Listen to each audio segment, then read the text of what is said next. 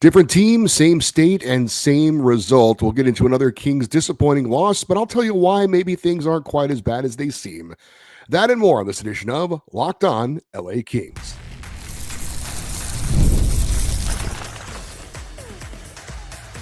You are Locked On Kings, your daily podcast on the Los Angeles Kings, part of the Locked On Podcast Network, your team every day. Hey, Kings fans, welcome to Locked On LA Kings, part of the Locked On Podcast Network, your team every day. Thanks for making Locked On LA Kings your first listen every day. We are free and available wherever you get your podcasts and on YouTube. I'm Eddie Garcia, your host of Locked On LA Kings.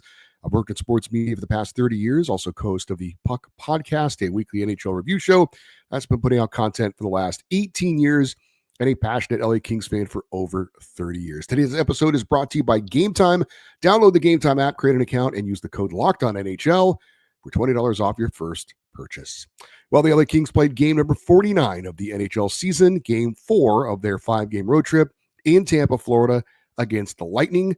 Kings were not only looking to get a win, but honestly, just to get a couple of goals after being shut out in their last game 3-0 at the hands of the Florida Panthers the previous night. As for the lineup for the LA Kings, it would be almost identical to the lineup the night before against the defending Stanley Cup champs.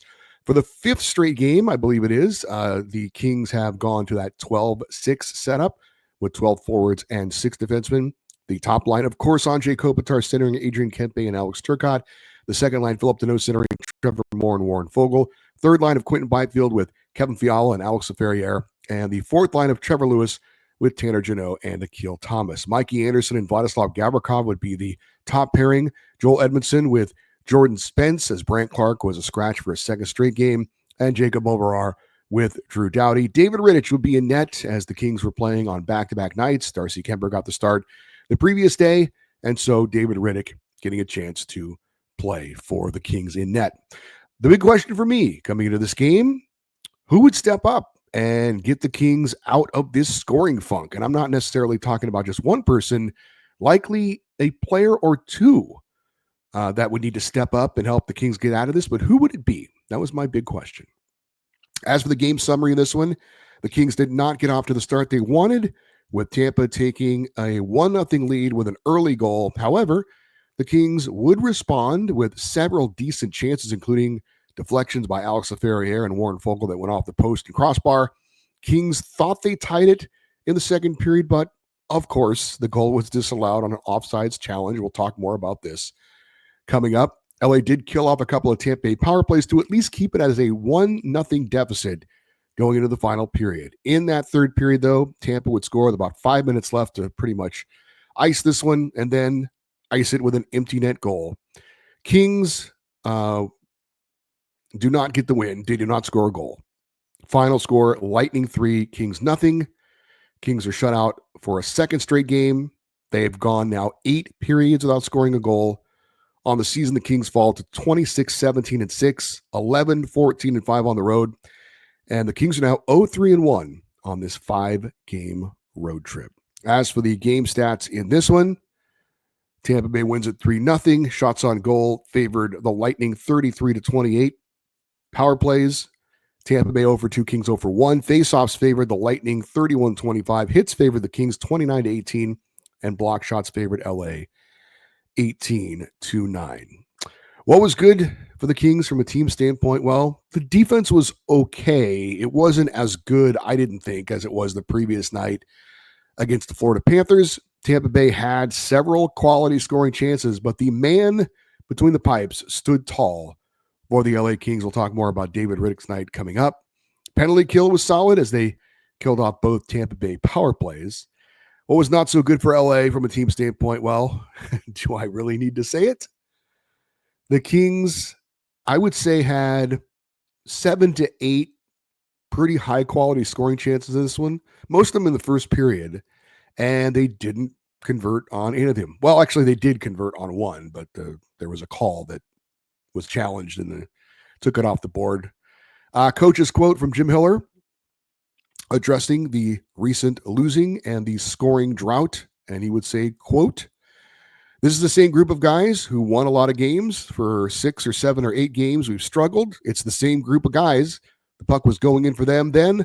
I don't think it's ever going to go in at a really high rate for us. That's clear, but it's going to go in more than it is. We'll get ourselves through it. End quote. Okay, and what else is he going to say? But that doesn't mean he's not right. And I know a lot of you probably don't want to hear that because you want to be angry and you want changes and you want this and that. But I think Jim Hiller is actually right about this. My big takeaway from this game, I know everyone wants to be a bit up in arms. I shouldn't say everyone, but a lot of people. There's certainly a vocal section of Kings fans that are upset about this, and they should be. I'm not trying to tell you this is great. This sucks. But is this what we're seeing right now? Is this the real Kings team? And I don't think it is. So my takeaway is, yes, this sucks. I hope they get out of this sooner rather than later. I do wish maybe we saw a little bit more urgency from the group. That is, I still think they're playing hard. I would be very concerned if I felt like the Kings weren't giving it their honest effort, if they weren't competing. I don't think that's been the case. I just think, again, they're playing some tough teams.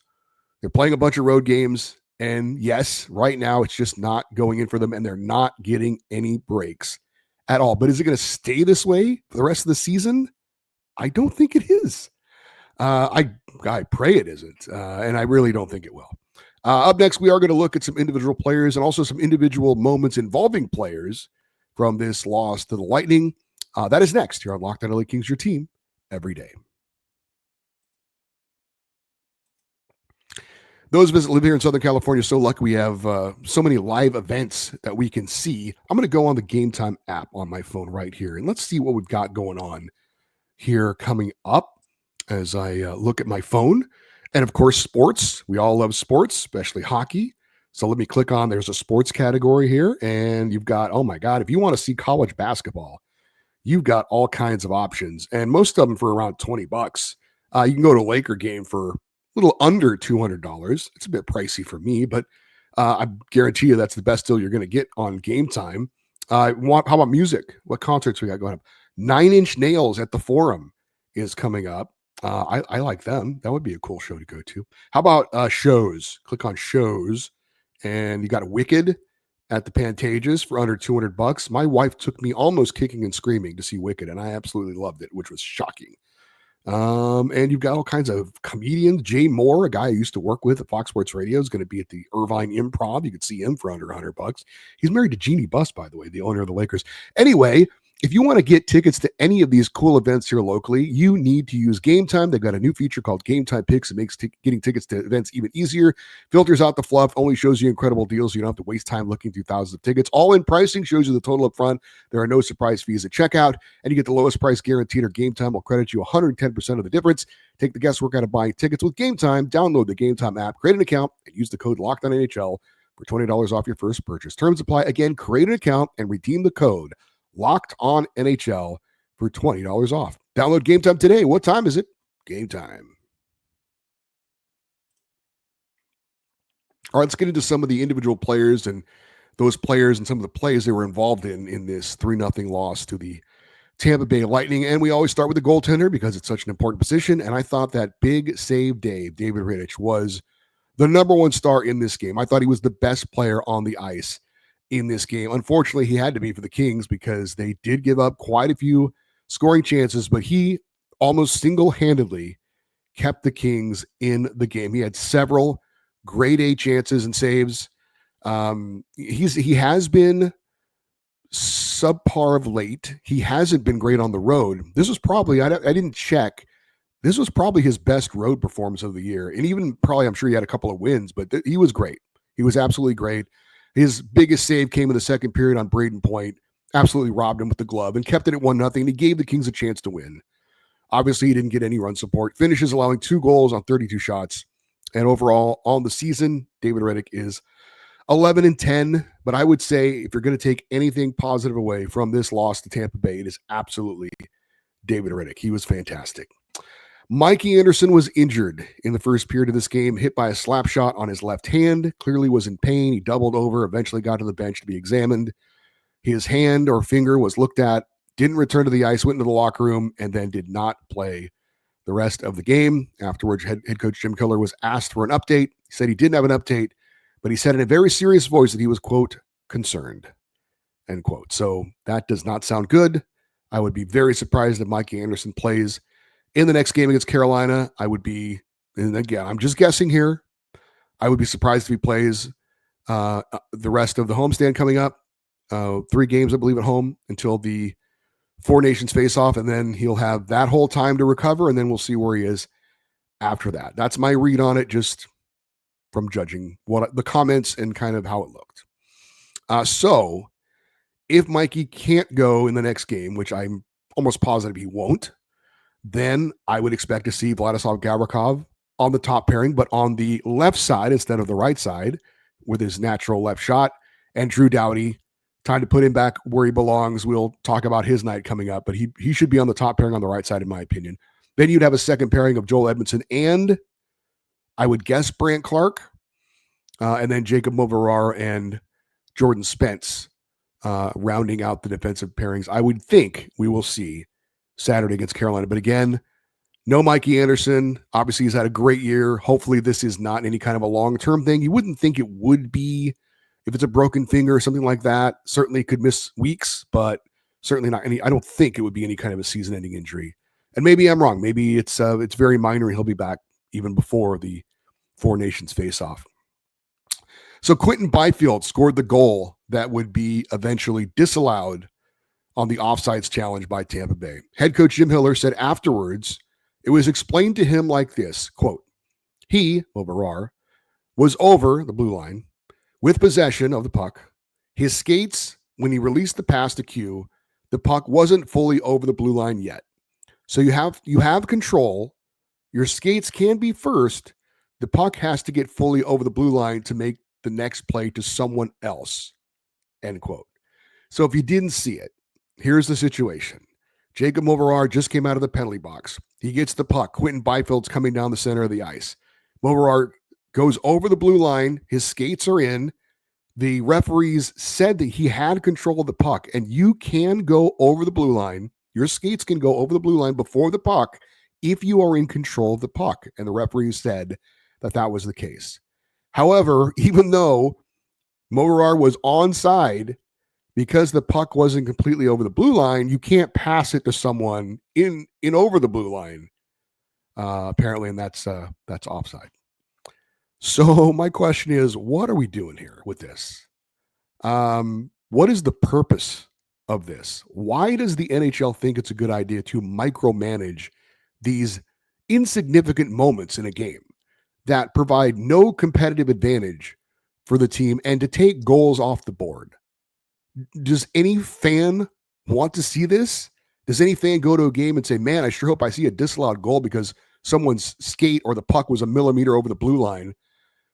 When a linesman calls a routine offsides, we don't go back and replay it to make sure the call is right. Unless there's a goal scored, we have to examine these things. And there was a play back in the day. I think the Avalanche were involved where there was a clear offsides missed and they scored a goal on it and everybody got up in arms for a few minutes. And the NHL decided, well, we got to do something about this. And they made an overreaction to a missed call. Missed calls happen in all sports all the time. You don't need to overcorrect things, which is what they did, in my opinion. This doesn't need to be micromanaged. These offsides calls, it's an insignificant play. It drives me crazy. And I've said this a million times, 1,000,001 now. Replay was designed to correct the clearly missed calls. No one watching that play thought, oh, that's wrong. He can't do that. It wasn't a blown call. As a matter of fact, most people didn't think it was anything wrong with it at all. Now, is this sour grapes? Yes, but it doesn't mean I'm also not right. And I'm just so sick. And I watch hockey games that don't involve the Kings. I'm a hockey fan. I like watching good games. These ridiculous replays for offsides need to go. There's no significant advantage for somebody getting their puck, getting this much. Who cares? And we're taking goals off the board for this. I mean, I get letter of the law, but I'm a spirit of the law guy, and I just think there was never a need There was an overreaction to replay these things. It hurts the flow of the game. I just wish they would get rid of it. I really, really do. And that one was, I mean, the Kings have now had 3 goals disallowed in 3 games, I believe it is. And again, nothing is going right for the Kings right now.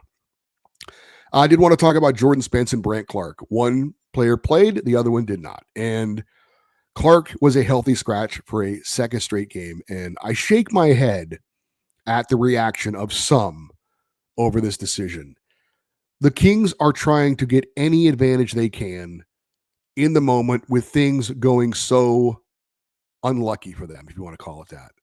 And right now, in the moment, I don't think it was outrageous by any stretch to say that Jordan Spence has been playing better than Brandt Clarke. And with Drew Doughty coming back, somebody had to sit. One of the right-handed defensemen had to sit, and it was Clarke. And some people are up in arms over this. I don't get it. What am I missing here? Why is this difficult to understand? Why the hand wringing over Brandt Clarke is baffling to me. I don't understand why this is a big deal. Now, Clarke is not helping the Kings win right now. I get that he's the highest scoring defenseman on the team, but lately he hasn't done anything to help the team. And that's why, and Jordan Spence has been a little bit better. And so with things being the way they are right now, you're going to take the guy who's a little bit better over the guy who hasn't been a little bit better. So there's no concern for me at all over this Brandt Clarke situation. Now, if he doesn't draw into the lineup on Saturday against Carolina, I will change my opinion because that would be crazy. If with Gavrikov moving back over to the left, you've got Doughty, you've got Spence, and you've got Clarke. Now, Clarke should be back in with Mikey Anderson out. If he's not, then there's something weird going on. I will agree with that, but I'll wait and see. I can't imagine that that's going to happen. Now, also, I would have been curious to see if Mikey Anderson had not gotten hurt, if Brandt Clarke would have been in the lineup over Jordan Spence, because in this game against Tampa Bay, Jordan Spence was pretty bad. He got beat 3 times. Now, granted, one of them was Nikita Kucherov, who's an elite player, but Brandon Hagel beat him twice to get great scoring chances. One of them, Riddick made the save on. The first one, he wasn't unable to, as he got right around him and was all alone on the net. And I thought that Jordan Spence had a bad game. So I would have been curious to see if that bad game would have gotten him benched and gotten Clarke back in the lineup. Now I don't think we'll ever know because, like I said, with Mikey Anderson out, I think both Clarke and Spence will be in the lineup against Carolina. And if not, then something is really, really crazy. So, like I said, as I cough for just a moment, not a big deal for me that Brandt Clarke was scratched for a second straight game. Now, if he doesn't play in the next game, that will be a big deal. Drew Doughty was fine for a second straight game, though, a -2. Second goal, the Lightning scored. He got beat down the ice by Nikita Kucherov to a loose puck after Riddick had made the initial save. You can certainly make the argument, though, that it was great to have Drew back because once Mikey Anderson got hurt, the Kings were only going to have 5 defensemen for the remaining 2 periods, and Drew can obviously eat up minutes. So it was good to have him back in that sense. Drew did play on the penalty kill in this game, did not really play much on the penalty kill in the game against Florida, his first game back, but in this one he did play on the PK. And I think he's fully back. He's had a couple of games to kind of get things, under his feet. He played back-to-back games. Now he gets a day off. I think it's time. He's fine. Put him back on the top line. And I think he'll be with Vladislav Gavrikov. We shall see about that. I will say again, same thing I said against the Florida game. I don't think that Drew Doughty has been the spark that a lot of us hoped he would be. Good to have him back. I'm not saying he's been bad, but has he kind of helped spark things, turn things around? He hasn't. We also hoped that his return would help the Kings power play. Small sample size, but so far with Drew Doughty, Kings are 0 for 3 with a man advantage in the 2 games that he has played in. Andrei Kopitar, love Kopi. I think he's the greatest King of all time. But in tough times, you look to your leaders. And my question going into this game with everything that was going on was who was going to step up? And unfortunately, the guy that stepped up was the only guy on the ice that really has no chance to score a goal because it was David Rittich. So what did the Kings captain had to say after this latest loss? Andre Kopitar said, quote, "Yeah, it's pretty frustrating. The goalies are doing a really good job of keeping us in the game and everything. We're not giving up a whole lot. It's just like I said, putting the puck in the net. It falls on this group and me being at the top of that list to get the offense going." End quote. And he's right. It's not fair necessarily that you look at Adrian Kempe, who's been so great for the Kings this year, and say he's not getting it done right now, because nobody is. But when things are tough, your top players need to be your top players to get you out of the situation. And right now, that's not the case. And Andre Kopitar said as much. He's not doing his part as well right now. As far as the individual leaders in this game for the Kings, obviously no goals means that there's no goals, no assists, no points for any of the players, no plus players. Adrian Kempe and Andre Kopitar were a -3 in this game. Warren Foegele led the Kings with 6 shots on goal. Vladislav Gavrikov had 5. Gavrikov also had 4 block shots.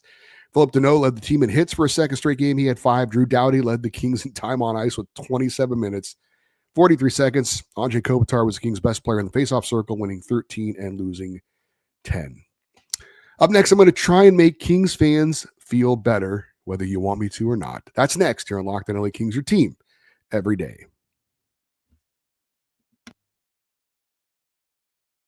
Super Bowl 59 is here. 1 game, 2 teams, endless possibilities, and there's no better place to make the every play more exciting than with the FanDuel Sportsbook. Whether it's predicting the first touchdown, calling who the MVP is going to be, or even betting on the coin toss, FanDuel makes it easy to get on the action with live betting all game long. You can adjust your bets as the game unfolds and feel the thrill from kickoff to the final whistle. The live betting feature lets you stay involved no matter what happens on the field, and the app is super easy to navigate. Plus, knowing that you can place a $5 bet and potentially win $200 in bonus bets for the Super Bowl, that is icing on the cake. It is the Chiefs against the Eagles. Kansas City looking to three-peat. They're a 1.5-point favorite. Download the app. Head to FanDuel.com to get started. Bet just $5, and if you win, you'll score $200 in bonus bets. That's FanDuel.com. Bet with FanDuel, official partner of Super Bowl 59.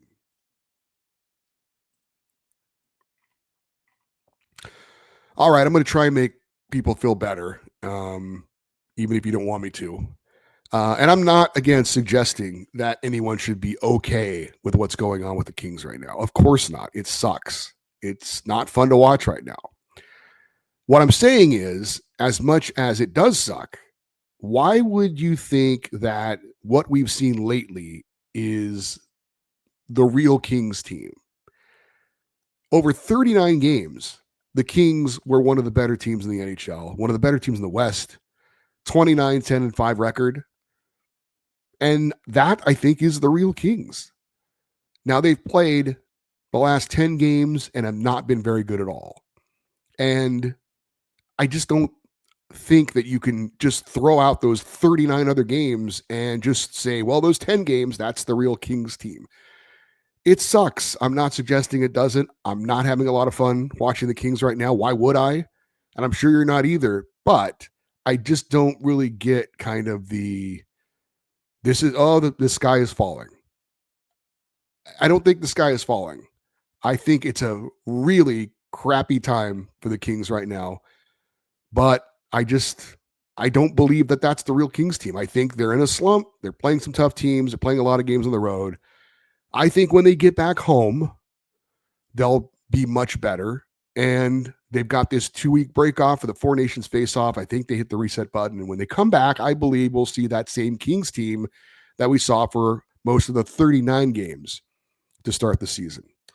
Also, the Kings are going to be at home for the majority of the rest of their schedule. Coming up after this final road trip here in Carolina, 22 of the final 32 games for the LA Kings are at home, where they have been very, very good this year. I think they still have the best home winning percentage in the NHL. So I believe once they get back on home ice, we'll start to see a few goals go in. And I've mentioned the ketchup bottle before, and I know it's outdated because we have those squeeze bottles now, but I'm old or older. And they used to have those glass ketchup bottles, and sometimes it would take forever for the ketchup to come out. You'd have to shake it and you pound on it. And sometimes you even got to get a knife up in there and like loosen it up. But once it started flowing, the ketchup would flow. And I think the Kings just need a couple of goals. I think they'll get back. Even as Jim Miller said, this is not a high scoring team. They're not going to win a lot of games by winning shootouts or things like that. But the defense has still mostly been there. If they can just get a few goals, we'll go back to winning the way they were for most of the first half of the season. So I'm still, as much as this sucks and as much as I get this not being a fun time, I still think the Kings team we've seen for most of the season is the real Kings team. All right, the Kings are off on Friday. They close out this tough road trip with another tough game in Raleigh, North Carolina against the Carolina Hurricanes on Saturday. Face-off is set for 4 p.m. LA time. The game's going to be televised locally on KCAL 9, not on the FanDuel Sports Network, KCAL 9. Nationally, it's on ESPN Plus, and you can hear the game on the 710 ESPN app. For you everydayers, those who listen and watch Locked On LA Kings every day, coming up on Friday, oh boy, it's a Kings fan feedback show, and I'm guessing we're going to have some grumpy, worried Kings fans, but that's okay. That's what the show is all about. It's your chance to get some things off your chest, gripe, complain, be concerned. That's fine. That's part of being a fan, unfortunately. If you want to get in on that and want to send an email in, lockedoneddie@gmail.com is the email address. You're always welcome to post your thoughts on each show if you're watching on YouTube in the comment section. We'd love you to stay connected with the show through social media, X, Twitter, Instagram. We are at Locked On LA Kings. I'm Eddie Garcia. Thank you for listening and watching this episode of Locked On LA Kings, part of the Locked On Podcast Network, your team every day. Have a great rest of your day. We will talk to you on Friday. And as always, go Kings go.